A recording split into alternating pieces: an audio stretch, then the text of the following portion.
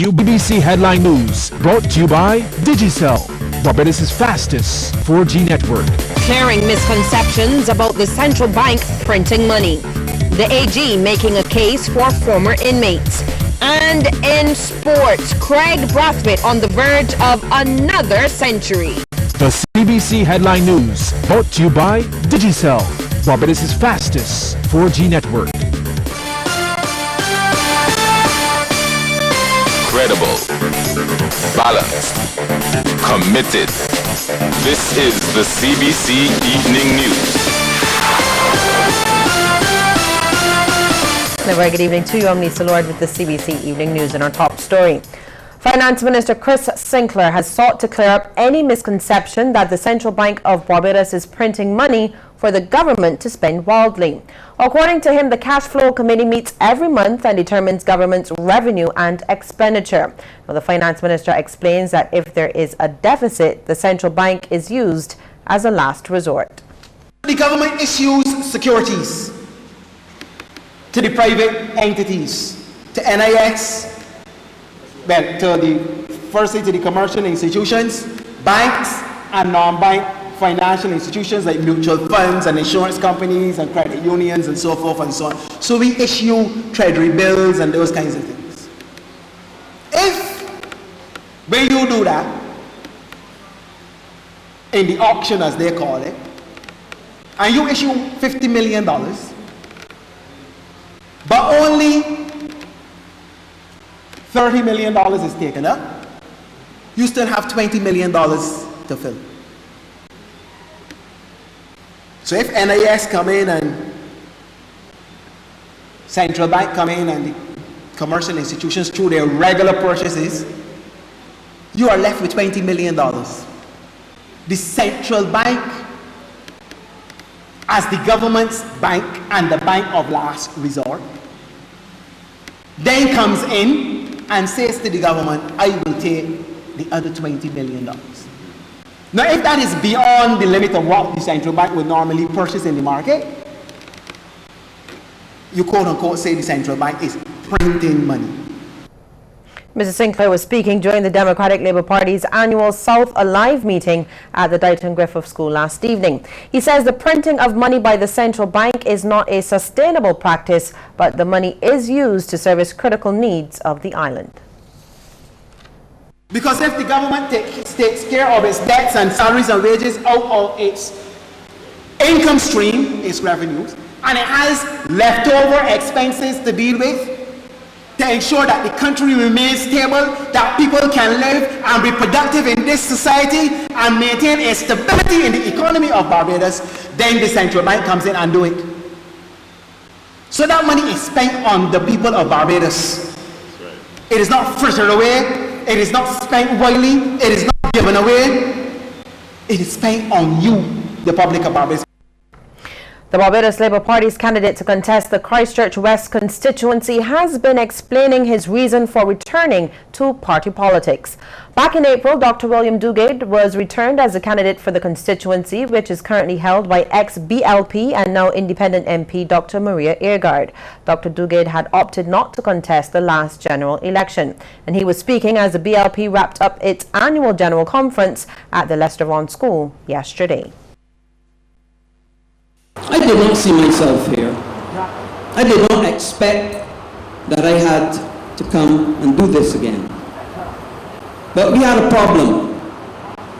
And like every good servant who is on this team, I could not sit idly by and see my constituency that myself and Henry Ford worked so hard to develop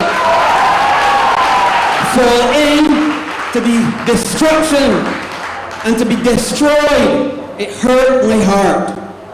So I had to make a tremendous sacrifice. Well, in the last 50 years, the business environment created here in Barbados has allowed a premium fuel supplier, Rubis-CBC, to call Barbados home. In fact, Chief Executive Officer of Rubis-CBC, Mauricio Nichols, says that's because Barbados has many accomplishments and reasons to celebrate 50 years of independence. He says Rubis is proud to be a part of CBC's Guardians of the Heritage initiative, and he gave his best wishes to Barbadians.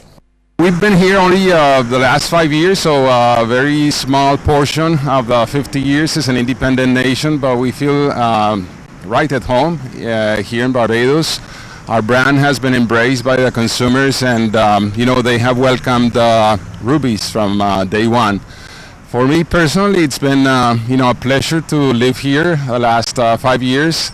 I call Barbados my home. I like the people, I like the beaches, and I like the beauty of the country.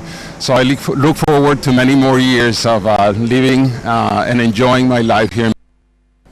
And radio announcer here, Jaquila Lewis, was on hand to welcome the Rubis team to the CBC initiative. She says Rubis Caribbean is an established company that sets an outstanding example in its service. It comes as no surprise that the Rubis team would be a part of this initiative, as they have a team that is highly motivated by the Rubis entrepreneurial approach, in which you have the employees who are encouraged to think local and seek new opportunities to grow the business, and they are also committed to the local community as well. And I think this partnership is timely as we're celebrating 50 years of nationhood. We've seen some major growth and development in the business sector, and again, we welcome the Rubis team to the CBC family, and we look forward to building a healthy relationship for many years to come. And do stay with us. We'll have more news right after the break.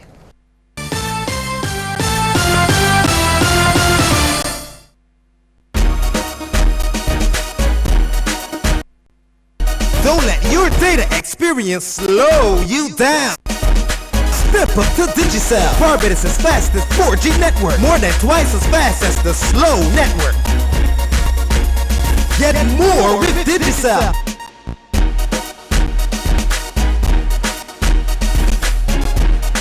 Digicel, the fastest 4G network in Barbados. Dial *153 to sign up to Digicel today. With Beacon's You Choose motor policy, you select the benefits that suit your style and pocket. Contact us at 436-6200 or log on to beacon.co.tt for a quote today. Beacon. Switched on. Barbados is celebrating 50 years of independence, and the CBC salutes the people of our nation. We say respect to our forefathers who paved the way for us. With admiration, we applaud those who uphold our honor and keep us in good stead. And we encourage the builders of tomorrow, inspiring growth for a brighter future. A future where we all achieve our goals. Happy Independence, Barbados! CBC, celebrating our golden treasure.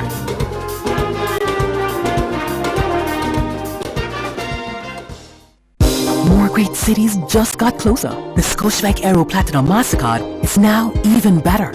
Fly to New York, Miami, Orlando, and Fort Lauderdale with just 20,000 Scotia points. With your new Scotiabank Aero Platinum MasterCard, you'll receive a welcome bonus of 10,000 Scotia points, so you can enjoy the cities you love most sooner than ever. Apply today. Call 426-7000 or visit your nearest branch.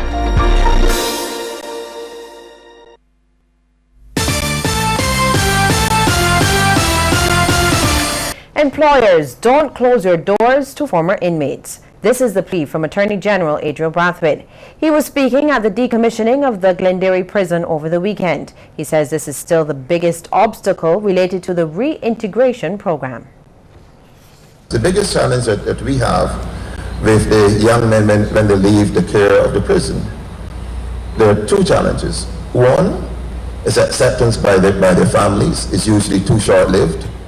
They're all welcoming for the first couple of weeks, and then they're being told, why don't you go and find a job? You're using too much electricity. You're a big man. We should not be feeding you, etc. And then when they go out into the workforce, they're being told, we cannot hire you because you have a criminal conviction. Minister Brathwaite is begging the public to be more cooperative in helping the inmates not to return to prison. He says the prison's reintegration program has been doing its best to equip prisoners with the skills when they leave, and all the ex-inmates need is another chance to make an honest living in society. If we do not give them a second chance, then prison becomes more of a revolving door. And many of them actually leave the prison with skills that they didn't have before they come to us. Glendaria, as you know, was known for its furniture manufacturing, for example. It was always well known for the high quality furniture that it produces. That has continued at Dodds. Barbadians are being told that Canada has a lot to offer students interested in studying in that North American country. Now, hundreds gained insight into Canadian colleges, universities and boarding schools through CupFest 2016, the Canadian Education Fair edition. Canada's High Commissioner to Barbados, Marie Legault, was on hand to greet and tour the exhibits. She told Cbc News that the number of institutions expressing an interest in showcasing in Barbados is increasing. If you look at the different colleges, there's different experiences everywhere. You can study in health sciences, in computer sciences, in technology, in marketing. I mean, the range of possibilities is incredible. So it's very nice. Managing Director of the Student Center, Sheena Aline, says they have sought to reach out to students interested in studying in Canada after viewing the exhibits. What is unique about our fairs is that you have individualized support. So persons, after seeing this showcase and they have questions, they want to find out about financing, they want some academic counseling advising, career development advising, as well as about accreditation and mutual recognition, then they can all come through here and have all their individual questions answered. And throughout the event, we also have presentations from the various schools and professionals who are on hand to talk about certain issues about university readiness and also about college and special needs. Well, from tomorrow, the roundabouts and other major landmarks across Barbados will be illuminated with the island's national colors. Permanent Secretary in the Ministry of Culture, Sports and Youth, Ruth Blackman, made this revelation as she outlined plans for the annual lighting ceremony scheduled for November 1st in Hero Square. She says persons born on Independence Day 1966 will play a major role in this year's ceremony. The switching on of the lights will be done by a group of youngsters or young people who were all, well, not so young now because they're all 50. So I might be, to say young, I don't know. But these are persons who were born on November 30th, 1966. So that group of persons will be coming together to flick the switch. And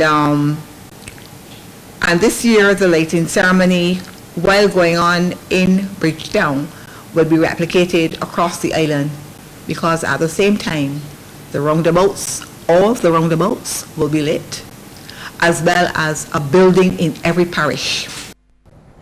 And Marketing Officer of Sagicor Life Inc., Folayan Tate, says the company continues to support the lighting ceremony as part of its corporate social responsibility. The lighting of the city, roundabouts and landmarks across the island has become a Barbadian tradition. It brings a sense of pride to see our country illuminated, and without it, I don't believe independence would be the same. Governor General Sir Elliot Belgrave today lauded the owner of one of the island's first black-owned supermarkets, and was speaking at birthday celebrations held for the island's latest centenarian, Carlington Leroy Miller. These on shoulders of people that came back Barbados is bit. And that is why I take pleasure in visiting Centenarians who invite me to come to their homes or wherever they will be on the 100th birthday. And it is not a task that I take lightly. So I honor you, Mr. Miller, and I wish you well. Congratulations. And of course, there was a jovial atmosphere in Glen Acres, St. George at the home of the centenarian's daughter, as family and friends, some from New York, New Jersey and Colorado, came together to celebrate the joyous occasion. Mr. Miller, an avid bridge player and sports fan, was joined by his wife of 46 years, Muriel, 9 surviving children, 4 grandchildren, as well as family members and well-wishers. While the former owner of Rick's Supermarket spoke very few words, seemingly overwhelmed by all the attention, his daughter Lisa Miller Cumberbatch spoke about her father in his younger days. We grew up in a supermarket business. He started with, and that's why I say that this is a great Barbados story, he started with small shops. And that when he gradually built up till he was the person who had the third black-owned supermarket in Barbados. So we come from, you know, an entrepreneurial family. Daddy loves to sell. If something was happening at Kensington Cricket, he's down there, you know, drink selling, anything. He didn't stop. He sold and he loved it. He loved being a merchant. Always calls himself a merchant, and he's proud of that. And still to come, look at some of the stories making headlines across our region. But first, here's a tip from the Coverley Medical Center.